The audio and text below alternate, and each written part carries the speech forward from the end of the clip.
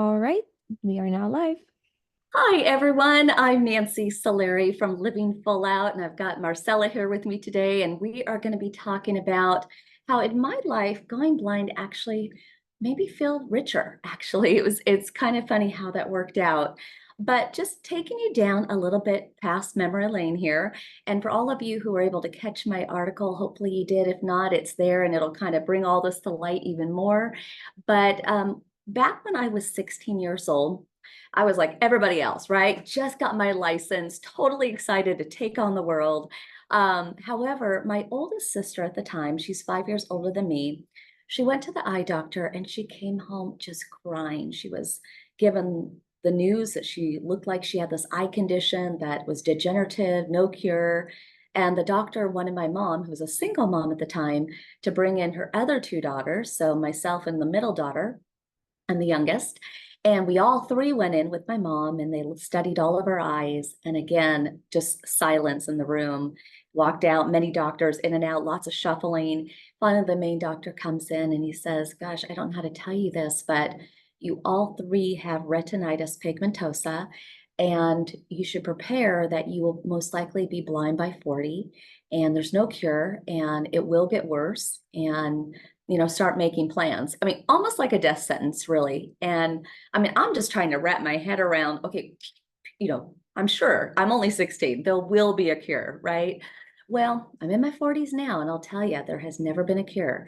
And so over time, what happens with retinitis pigmentosa is it affects all aspects of your vision. It's night blindness. So for me, night is like, I mean, really dark, can't see anything.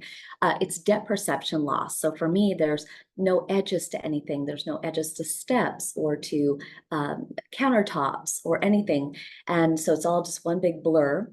It affects color blindness. So although one time I do remember seeing that a stop sign is red with the white lettering, to me, everything has no color. It's just some versions of cream, gray, black, white, that sort of thing.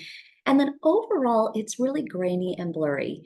And I will tell you that over time, it's gone from my ability to read paper to now it's just a blank piece of paper. There's nothing on it. Or I've been able to see faces, and now I can't see faces. Now it's either just a shadow and a dark silhouette, or in the right light, I might see a little bit of their eye socket, not necessarily the eye, or maybe it all blends in together. But you start to learn how to fill in what you don't see. And I'll talk more about that as we go along. But when I was given this news and the doctor just gave really bleak, sad options, my middle sister and I, we decided, well, we need to make sure that we go to college. Went to University of Oregon. I got 2 degrees. I mean, I feel for those who, can't see his textbooks. I mean, although technology has come a long way, I knew that it could get a lot harder. So got the degree. Then my sister and I went to Europe. We kind of backpacked it, as many do, and we hit 26 countries in 3 months. And I'm so glad I did. It was so amazing to actually be able to see the Colosseum, to see the Vatican. And I'll tell you, in recent years, about 4 years ago, I went back to Paris and got my nose right up to the Eiffel Tower. Couldn't see any of it. Couldn't, it was just all one big blah. So it was really about seizing the moment and seeing what I could see while I could. Now, it's in my personality to go, go, go and just soak up all that life has to offer. And my friends had always called me the fearless flyer, and I was up for anything. Well, a couple years back now, when my vision had changed a lot, I decided I would go wave running. Now, the true Nancy's like, let's go, right? Let's dig in and full speed ahead. And I wasn't driving, my friend was driving. But sure enough, we hit a wave where he went flying off the wave runner. It was just me. And I didn't know what to do. I was going full speed, cruising the water, didn't know what to do. I decided intuitively I would take a sharp left, but I didn't know if that meant I was going to hit another boat, I was going to run into the shore. I had no idea. But I decided to do a hard left, and my friend in the background is screaming, hit the gray button. But that would have been awesome if I could have seen what looked like. I couldn't see any of the buttons. They were all just a blur. So, I had myself hooked to the left. I felt a button, not sure if it was the gray one, and I hit it. And sure enough, the motor started to shut down. He actually swam over to me, my friend. He got back on the Wave Runner. And, I just felt this sigh of relief. But at the same time, I said, you know what? I'm not going to let this define me. I'm not going to get scared in this moment. So let's keep wave running. And we did. We didn't take the waves as hard as we did before, but we definitely wanted to make sure we had a good time. And I think that one of the things I learned in life is that we're always going to get bad news. You can't live life without it, right? For me, it was blindness. For others, it may be a lost job. It may be another heartbreak in another way. But it's how, when you get that news, what do you do with it? Do you just play small and surrender and wave the white flag? Or do you say, you know what, I'm going to seize every moment and I'm going to give it my best and we'll see how that goes, right? Well, let's talk about dating when you're losing your eyesight, right? That is a trick. We live in such a visual world where people see each other across a room. It's like that romantic movie we all see, and they lock eyes and they fall in love and they go off into the sunset. Well, when you can't see, that becomes harder. And it's also hard sometimes to tell somebody about any condition or any thing in your life that feels personal and sad, and maybe you worry that it might be a flaw or a blemish or a reason for someone to say no. I mean, we've all been there, right? Well, for me, that was going blind. I remember being on a date with a guy I loved, and I was trying to tell him about my eyesight, and I just kept crying into my tiramisu. Like, it just didn't have the words then. I wasn't quite where I am now. And then I thought, okay, well, I'll just do day dates, right? Well, I was on a second date one time with this guy, and he didn't tell me where we were going. And it was during the day that we connected. We just spent most of the day at his house on his patio. And then the surprise was at night. You better believe I was kind of gulping because I hadn't told him about my vision loss yet at that point. So truly romantic. He took me on a gondola ride. For some of you that may not know, those are where you get in a boat and someone kind of rows and they sing to you. And we were going through these Venice canals, and it was just so, I mean, really epically romantic. But before that happened, when we were getting out of the car and the surprise was revealed, it was pitch dark. And I hadn't told him that I couldn't see at night. I told him I didn't see well, but we hadn't done a night thing yet. And so it was kind of one of those moments where he's handing me blankets, he's handing me things, he's carrying things, and he asks me to go down the ramp. And I say, no, no, no, no, no, I'll let you go. And I thought, I got this. I can follow the moon shining on his dark hair. And I did that, and we went down the ramp. And at some point, though, he must have taken a right. I just found myself walking forward, thinking I was following his hair. But what I did is I walked right off the dock into the water, splash. The gondola ride guy is saying, well, no one's ever done this before. Now I'm thinking to myself, he's never met Nancy before, but I do have a fear of sharks. So I was in the water and I was like, help, get me out. I got out of the water. Again, a defining moment. In that moment, I could have said, you know what? I'm bummed, I'm wet, I'm cold, this was sweet, but no.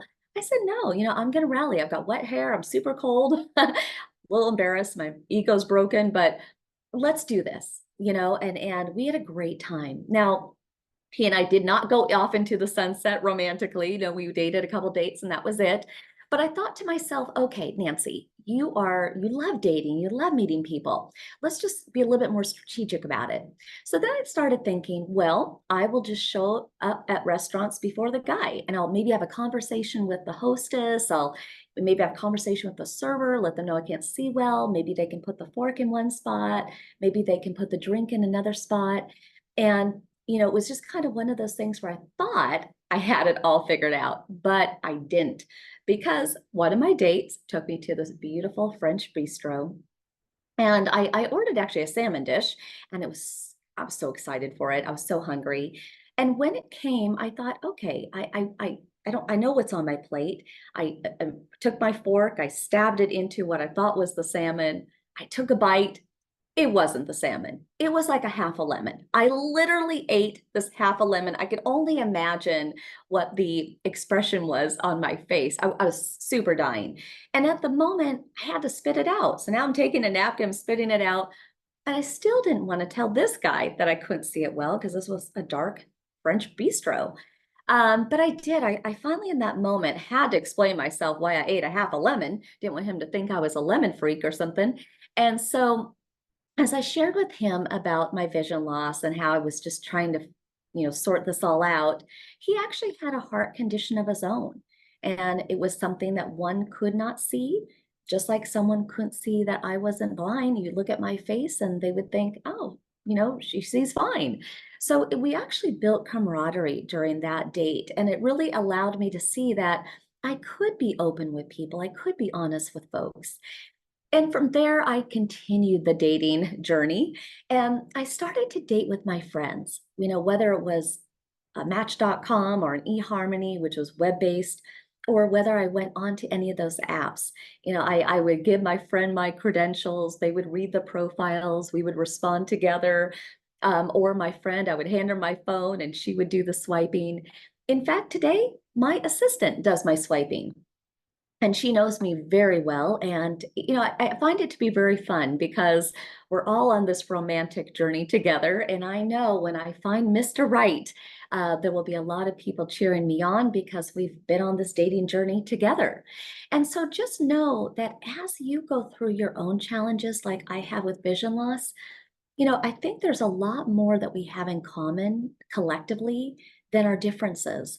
But it's if we're willing to be honest, if we're willing to be vulnerable, if we're willing to, show that side of ourselves that is quirky, weird, nerdy, that what we might think is that flaw or blemish, sometimes that is our superpower, that is our strength.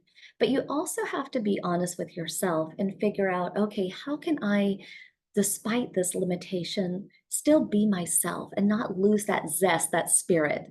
Well, for me, I realized I had to delegate, outsource, figure all that out. And when I gave up driving back in the day, we didn't have all these rideshare options we had now. It was really buses, walk, cabs, or drive. And so back in the day, I was in real estate. And when I gave up driving, I kind of had a near accident where I almost hurt somebody. And that was the last day that I drove. I remember putting the keys in my drawer and just kind of very sobbingly saying, well, that was fun. I didn't know how to be independent, didn't know what that was going to look like. And at the time, I was a top producing realtor in the Santa Monica area. So I started taking buses. I would take anywhere between 2 to 12 buses in a day. And the thing that is so, I guess, proud for me to say about that is it was what I had to do. And there were days that I would go to open houses and I would have like 6 sandwich board open house signs in my hand and I would have flags in my hand. And I'm pretty sure the bus goers were thinking, why is that realtor not driving her car? Why is she in the bus? And I would get there super early. I would walk the neighborhood, put out all my signs, do the open house, and then take another hour and a half to 2 hours, pick up all the signs, get back on the bus and go back. And I would do that for showings as well, taking the 2 to 12 buses in a day for showings. But again, when you're up against the wall, that back of yours, right? You just do what you have to do sometimes. You get creative. Well, I loved real estate, but at some point it became hard to see cracks in the foundation.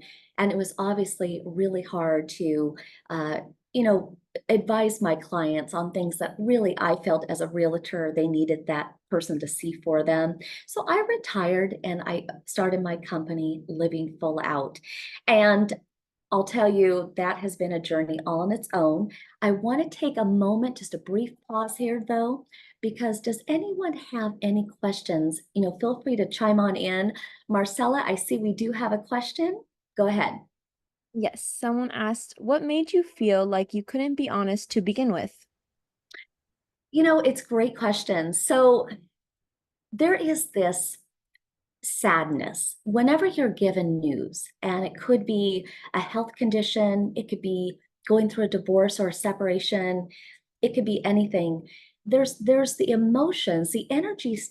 Well, I should say emotions start with that means energy in motion. So when you have emotions, they're energy in motion. So when you have a period of time where someone's staring at you and you're having this moment where you can't quite find the words. You don't know how to tell them you can't see. You don't know how to tell them you're broke. You don't know how to tell them you just went through a separation or divorce. It's gonna be different for everybody what that is so scary for them. But for me, losing my vision was scary. It was kind of one of those things where I didn't know if that was going to be something that would kind of turn them off. I didn't know if they would wonder, gosh, I wonder what level of care she's going to need in the future. I think our minds always go to crazy places, right? We think the worst.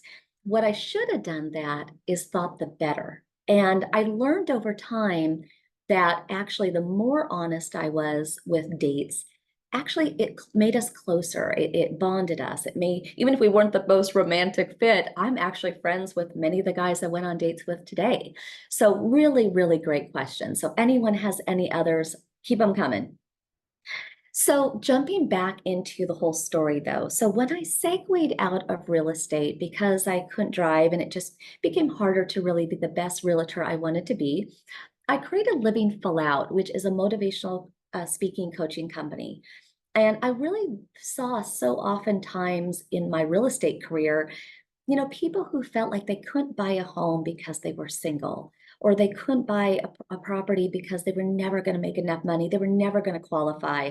I would see couples fight over hardwood floors, or I even sometimes scratch my head thinking, how are they a couple? They're so different. And I really wanted to create a platform where I could help people identify, what are their fears? What are their goals? How can we connect the dots between where you are today to where you want to be? How can we figure out, what time it might take to get there? What money you might need to make all that happen? And what people you might need to bring into your journey. So that has been our goal at Living Full Out, to help people rise and get to where they want to go. Now, being even a national radio host, which I am, and we're launching a TV show as well, that comes with trickiness too, because, behind the scenes, what people don't know is in our studio, I can't see the time clock, or I can't see notes, with everybody's stories. There's a lot of prep that I do, a lot of memorizing someone's story before I ever interview them. And a lot of times they will say to me, Nancy, you know my life even better than I do. It's because I take a lot of time to study them. And I have a producer behind the scenes that gives me cues. We have this stuffed animal giraffe that lays across my lap at 1 minute to commercial. And we do flicks and we do taps and everything, just so I can hit that cue, because when you go to commercial, you can't step on the commercial. You got to be, ready to go. Same with when I am doing a speech. I'll oftentimes get a 6-foot table, set it beside me, and I'll have little trinkets that will actually remind me about the stories I want to tell. Even today, I've got trinkets. Got this little Eiffel Tower here that reminded me early on to tell you about going to Europe. Now, I know all these things in my mind, but you're going to notice that a lot of speakers, they will depend on the slide behind them if they have a PowerPoint, or they will have index cards. But for me, everything's already got to be in here, which truly I feel allows me to be free and more present with you, because now I just really speak from the heart.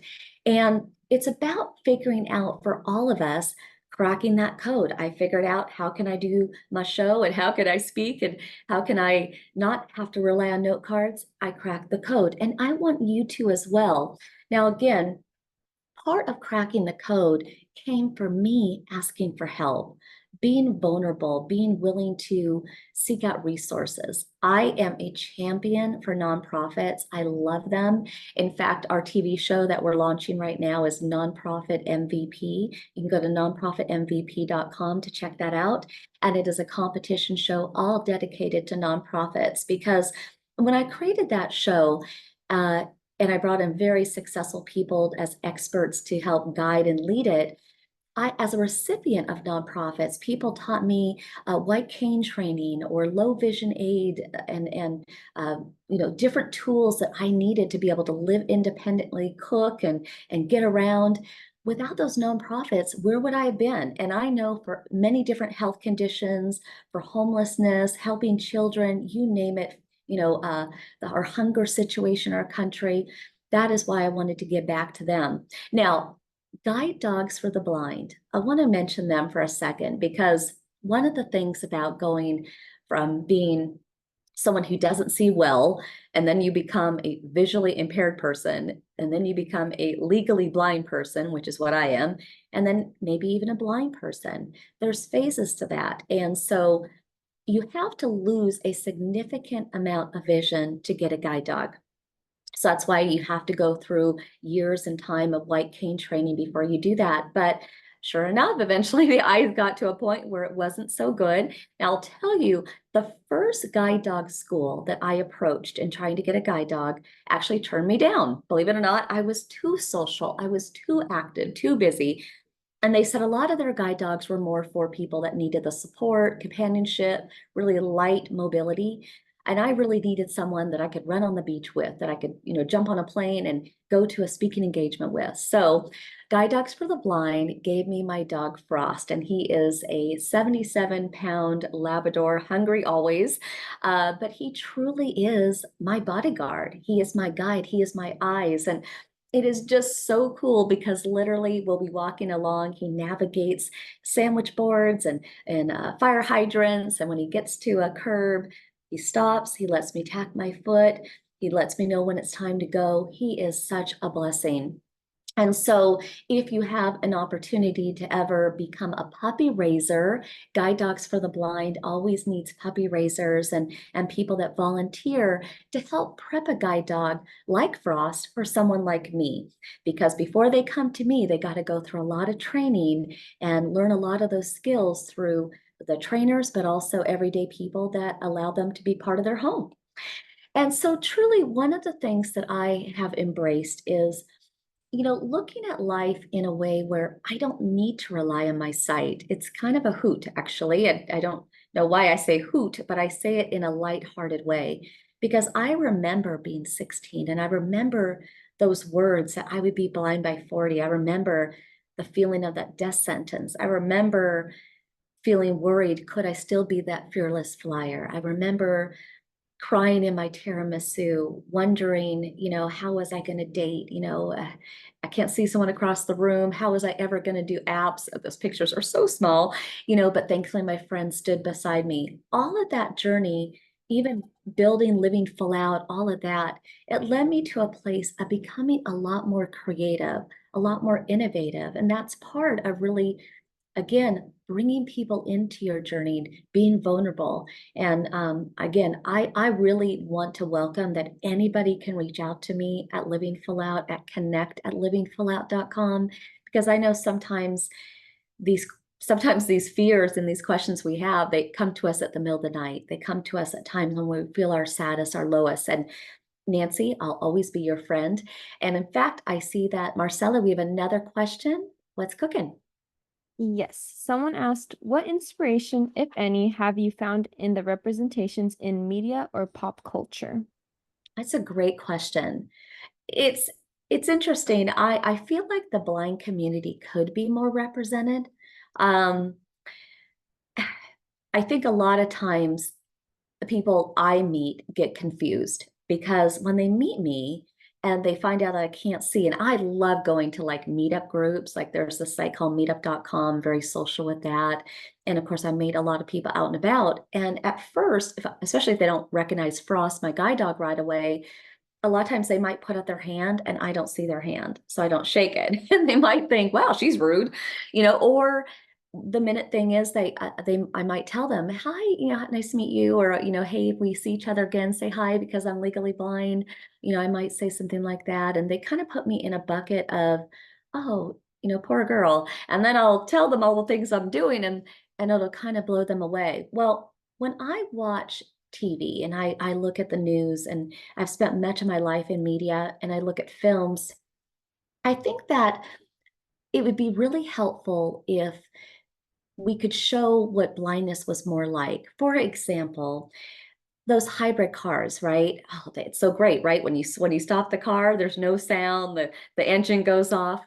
But that's actually kind of intimidating for us. I see them all the time that are cruising around, buzzing around, but then the minute they stop, the engine goes off. How do I know if they're there or not there? So sometimes for those of us that are walking around, it's hard because sometimes we just have to take that leap of faith, literally, and we don't know if a car is going to come and hit us. We might not hear it. There's many communities too that don't have the talking walk sounds. I live in a beach community, Huntington Beach, California, and there's just not a lot of that. If I press the button to walk, there's not chirping, there's no walk walk. Again, I have to really pay attention to, do I see movement of cars? Do I hear the cars? Do I think it's a good time to go? Is anyone around me that might be walking my same direction? Now, I believe also that with the media, they could show a lot more technology that is available. I want to give a shout out to two applications I use. One called Be My Eyes. It is free. It's in the App Store. And I love Be My Eyes because I can call it up and I can connect with anyone around the world. They use the camera through my phone. And if I need them to read a recipe to me, or if I want to know if I'm at the right suite number, I can pull that out. They can easily tell me what they see. There's another app that I use all the time called Aira, A-I-R-A.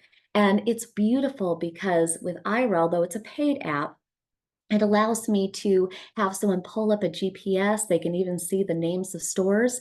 They can even use different softwares to get into my computer. So if I'm having a day and Excel isn't behaving itself, I can call Ira. They can fix it for me.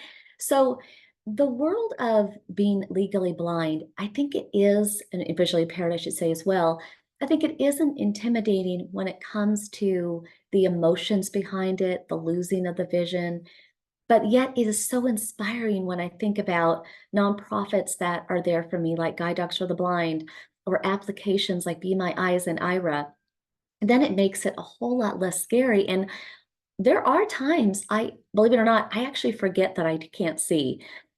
I was just talking to someone on a plane ride yesterday. I was coming back from filming nonprofit MVP in Boise, coming back to Huntington Beach, and the gal sitting next to me said, I had never sat next to a blind person before. I thought that was kind of odd, but at the same time, I was like, oh, wow, well, here I am, and she goes, I was wondering, I mean, aren't you scared like walking out there in the world, like not being able to see things?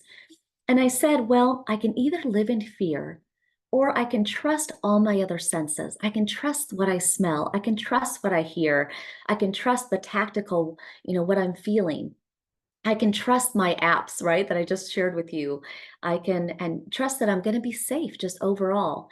I said, but also remember, I fill in the gaps. When I was sitting on that plane, I told her, I said, I bet this seat is dark in color. They usually are. I bet that tray is light in color. I can visualize the window with the shades that you go up and down. And I filled in for her what I thought the plane looked like and all the people in it. She goes, wow, you're really close. So for me, it isn't so much that I feel like I'm missing out. Even if I go to a restaurant, I can, feel the buzz of the people. I feel them eating and smiling and laughing and having a good time. Or if there's a band in the room, I see people, moving around. I envision them dancing, having fun. So for me, my mind is like my computer, and it just fills in what my eyes don't see. So truly, I dream in color, I see in color, even though I can't. It's what my mind chooses to see. So in life, if you choose to see fear, if you choose to see homelessness, if you choose to see lack, then that's what you will see. But if you choose to see change, if you choose to see inspiration, if you choose to see support and love, you will find it. But you have to choose those things. I chose a long time ago that, hey, doc, even if I do go blind by 40, I choose to be rich in life despite losing my vision. And so I really wish for all of you to just get out there and in the spirit of living full out, just enjoy life and embrace all that you have. And when those worries and those fears come up, just know that it's going to be okay. I know we're down to our last bit. One last question, Marcella. Yes, someone asked, is there a program you use to read Medium? If so, which one? Real quick, because I know we're almost done. Yes, I use JAWS. So early when I was visually impaired, I used what was called ZoomText, and now I use JAWS. And ZoomText allows you to use a mouse, and it does color contrasting. It's more for when you're visually impaired but can still see something. And JAWS is when you can no longer see anything, and I navigate everything just from keystrokes, but that is what helps me navigate Medium. I want to thank everybody so much for letting me be with you here today. Feel free to go to livingfullout.com to reach out to us, or go to nonprofitmvp.com. And truly, it has been a pleasure. And remember, you don't need sight to have vision.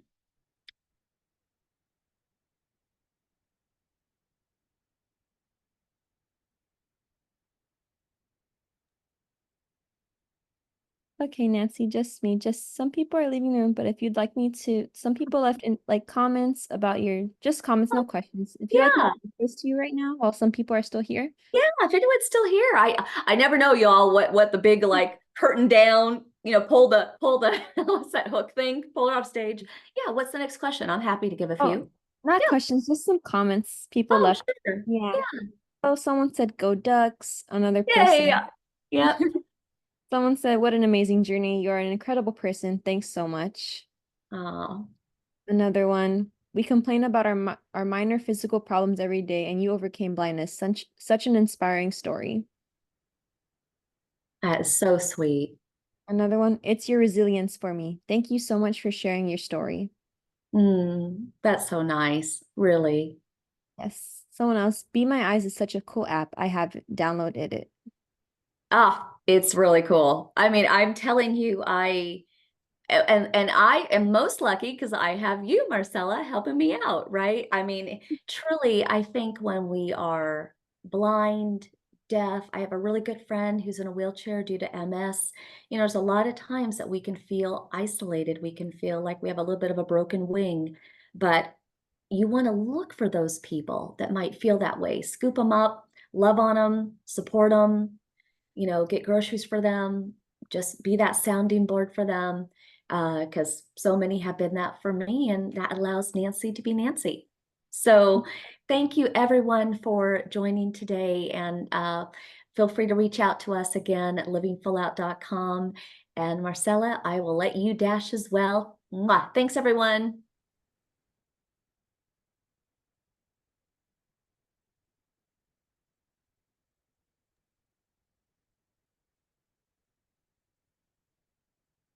Hey, Nancy, there's one more in the Q&A someone just sent. I don't know if Oh, you'd like me yeah, to read it. sure, go for it. Yeah. Okay. Yes. Someone asked, I'm planning to write a story in the near future with a blind protagonist. Can I be in touch?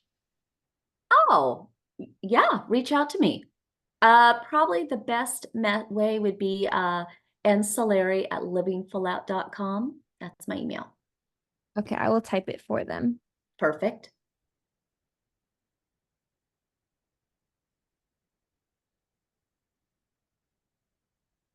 Okay, and there were some other comments that I could read, or I don't know if I should stop the recording now. Yeah, I think we're good to stop, and we'll close it on out. But thank you, everyone. Thank you. Thank you.